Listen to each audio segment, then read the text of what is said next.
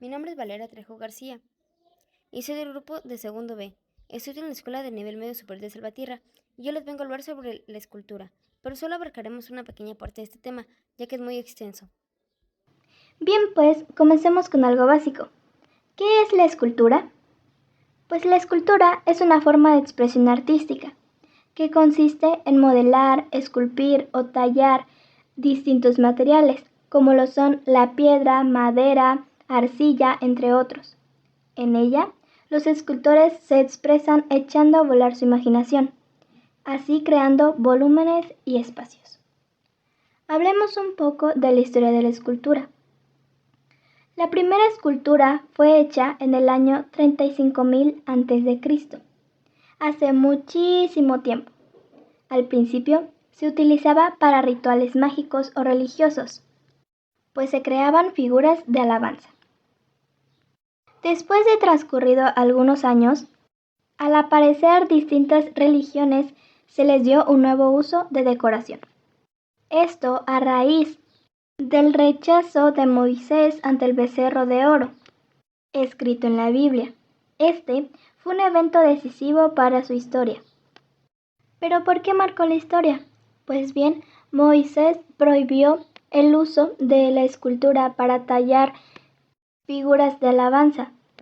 Sin embargo, con el paso del tiempo, en ambas religiones se convirtió esta tendencia y la escultura alcanzó una gran relevancia, sobre todo en el budismo.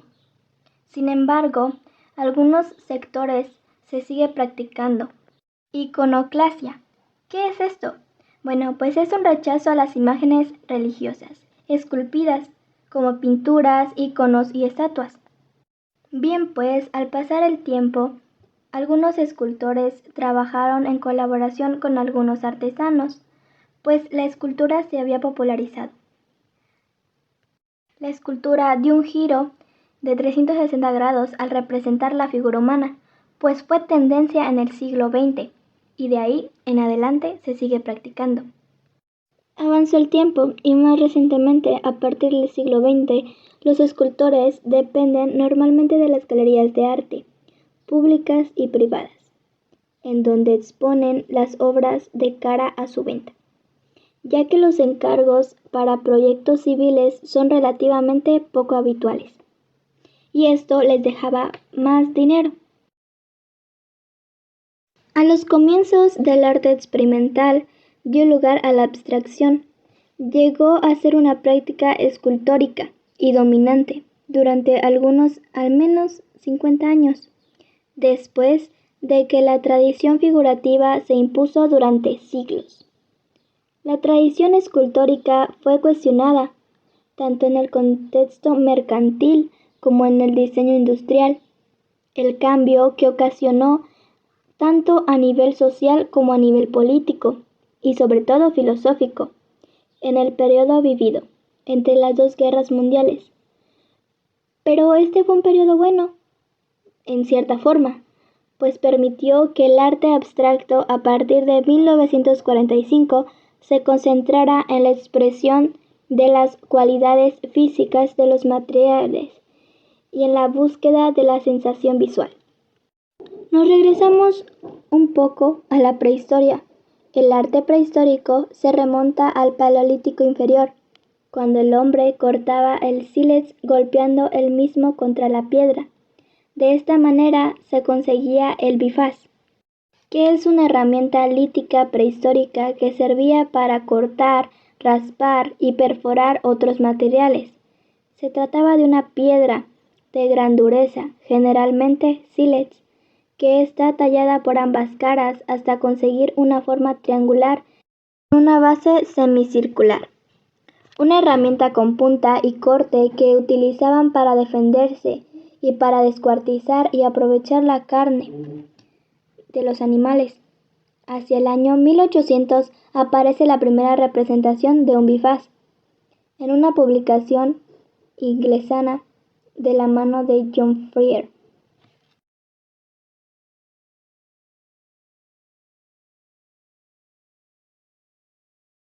Posteriormente usaron el grabado, el relieve en piedra y en huesos de animales, aparecen representadas las primeras figuras humanas femeninas, de piedra, que muestran una gran exuberancia y una exaltación a la fertilidad. Hay ejemplos de entre 27.000 y 32.000 años de la antigüedad. Estas figuras se conocen con el nombre genérico de Venus, y entre todas las que nos han llegado cabe destacar la Venus de Winterthur, que fue creada en los años 24.000 y 22.000 a.C. Bien pues, la escultura evolucionó desde una fase más primitiva, con decoraciones esquemáticas, hasta llegar a la representación de figuras de animales, que se adaptaban a la estructura del hueso. En el análisis de este tipo de piedras realizado por Sergei A., se apreciaron incisiones realizadas con cuchillos de sílex y con alguna especie de buril que permitía hacer muecas, realizar determinados detalles y eliminar el material sobrante. Bien pues, la arcilla fue un material muy importante y el más utilizado en su época, en la prehistoria. Se cree que el descubrimiento del proceso de cocción y endurecimiento del barro fue casual, probablemente durante el uso de algún utensilio de barro en contacto con el fuego. Las primeras piezas escultóricas que se conocen proceden de Egipto, China, India y Oriente Medio, lugares donde hacia el 4000 a.C. ya existían hornos para fabricar objetos de barro. Más o menos por estas fechas se descubrió la fundición de los metales. Uno de los avances más importantes en la historia de la escultura fue el poder trabajar con el metal, primero el bronce y después el hierro. Estas sirvieron para fabricar herramientas más eficientes y además tener un nuevo material para realizar obras escultóricas. Las herramientas de metal permitieron mejorar la precisión y reducir el tiempo en el proceso de la elaboración de las tallas, tanto de madera como de piedra. El trabajo realizado primero en arcilla y luego mediante vaciado en bronce ya se cocía en las antiguas civilizaciones griegas y romanas, y es en el sistema que actualmente, en el siglo XXI, todavía se utiliza. Tiempo después, los celtas, que era un pueblo o conjunto de pueblos de la Edad de Hierro que hablaban lenguas celtas, una de las ramas de las lenguas indoeuropeas, desarrollaron la escultura de Tené, propagándose por toda Europa. A la misma representó una evolución del arte conseguido durante la escultura o la cultura de Hastai, en la decoración de todos los objetos, espadas, escudos, broches y diademas representativos de animales, plantas y figuras humanas. A partir del siglo III a.C., acuñan las primeras monedas siguiendo los modelos helénicos, así como las obras figurativas como el dios Buray, realizado en chapa de cobre repujada. Viajemos un poco en el tiempo y dirijámonos a la Edad Media, un poquito después de la prehistoria.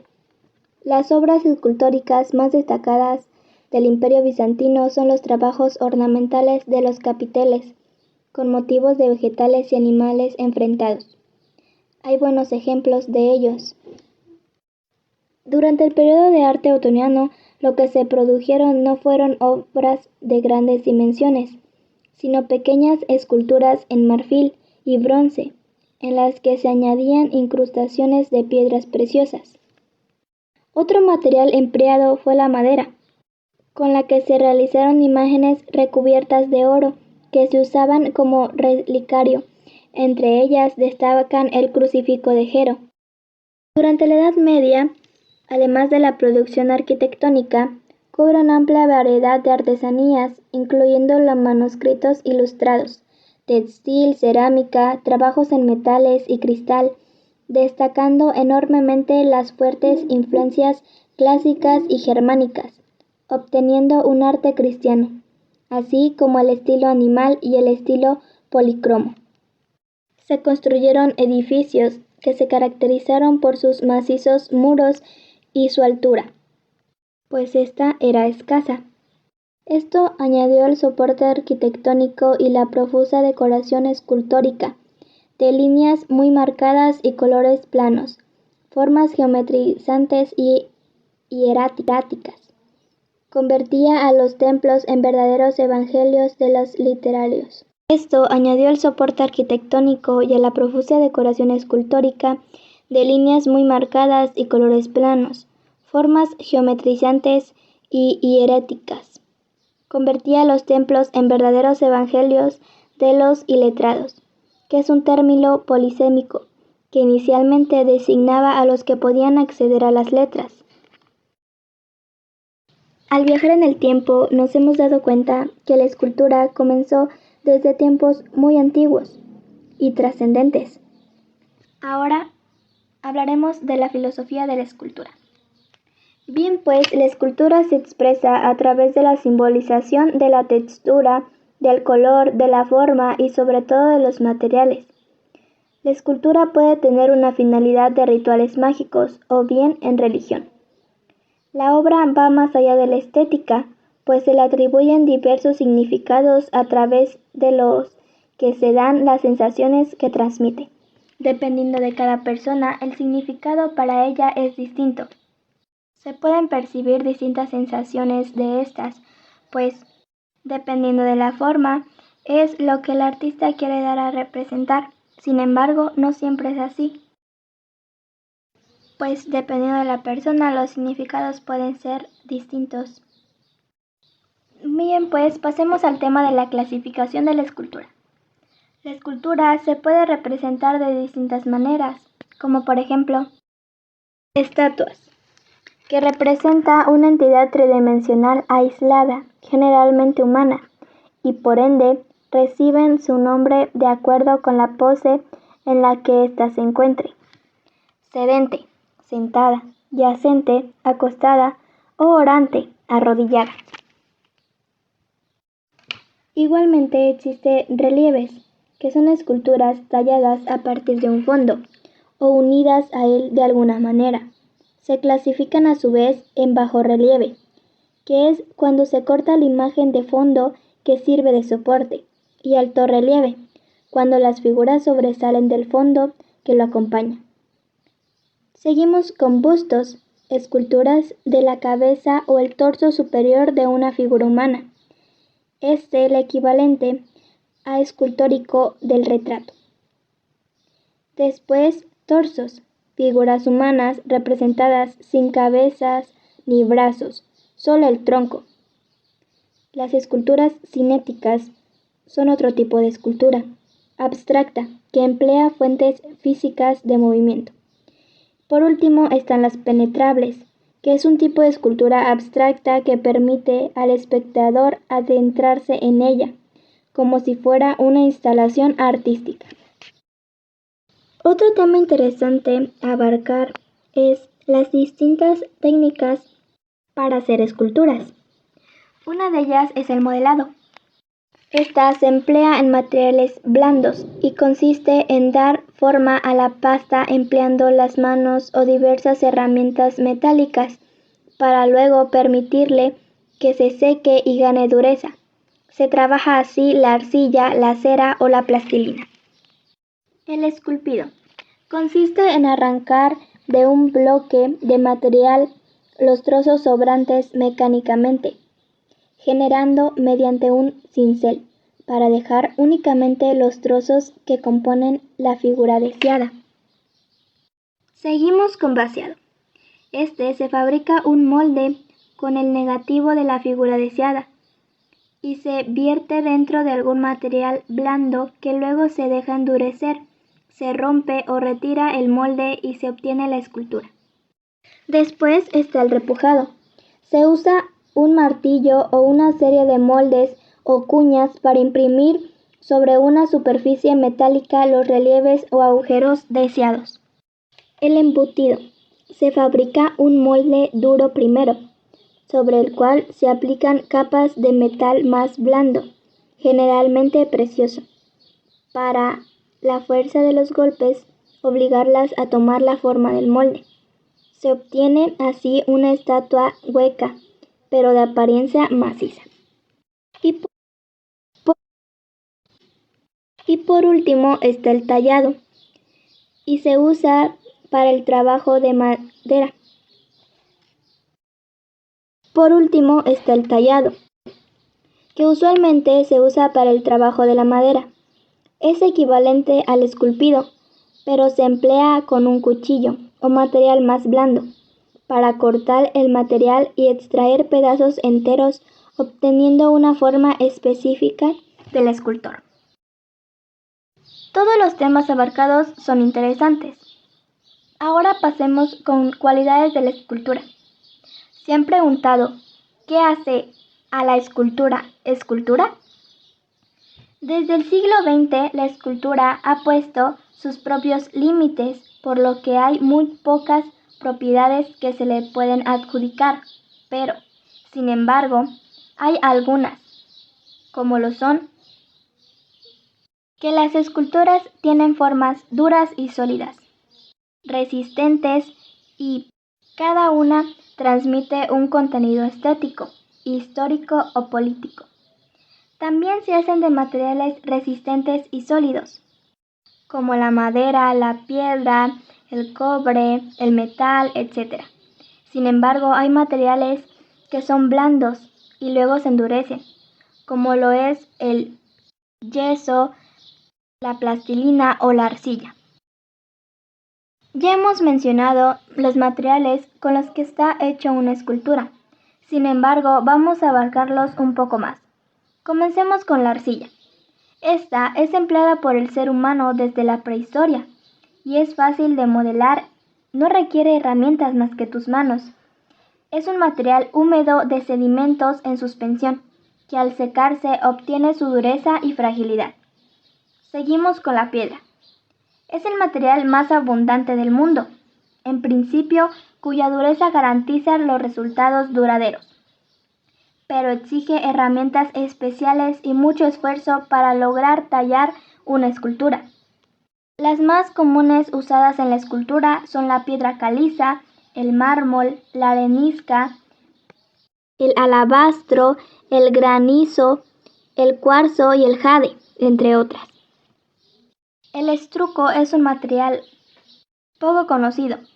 Este es una pasta fabricada a base de cal, polvo y de mármol, yeso, arena y cala de caseína, que data de la antigüedad griega, cuando se empleaba para hacer moldes. Luego se empleó abundantemente en el barroco, junto con pigmentos de colores. Vamos con el material más común, que es el metal. Las planchas de hierro, oro, cobre, plata y bronce son materiales usuales en la fabricación directa de obras de arte, ya sea deformándolos, fundiéndolos o usándolos como superficie para repujar. La madera es otro material muy conocido en este mundo de la escultura. Los diversos tipos de madera sirven para distintos propósitos de la escultura, pudiendo ser tallada y pintada, o como soporte de piezas metálicas, cerámicas o de otra naturaleza. Muy bien, pues pasemos al tema de los escultores famosos. Algunos escultores célebres son: de la antigüedad tenemos a Fidas y a Policleto. Del Renacimiento europeo están Miguel Ángel Buonarroti, Leonardo da Vinci y Donatello. De la Edad Moderna están Antonio Canova, Agustín Rodin y Antonio Corradini. Del siglo XX tenemos a Alexander Calder, Pablo Picasso, Camille Claudel y Marcel Duchamp. Ya para cerrar con el mundo de la escultura, veamos las aportaciones de la escultura a la actualidad. La escultura tiene varias aportaciones hoy en día, que han venido atravesando épocas vividas, y algunas de estas son: diseño de decoración urbana, decoración de interiores, conmemoración de hechos o personajes influyentes en la historia como representación o homenaje a estos personajes que fueron tan importantes, pero sobre todo es utilizada como medio de expresión para algunos escultores, pues expresan sus deseos, sus metas o simplemente sus gustos. Muy bien, pues me despido esperando que les haya gustado este tema tan diverso y deseándoles un excelente día. Gracias.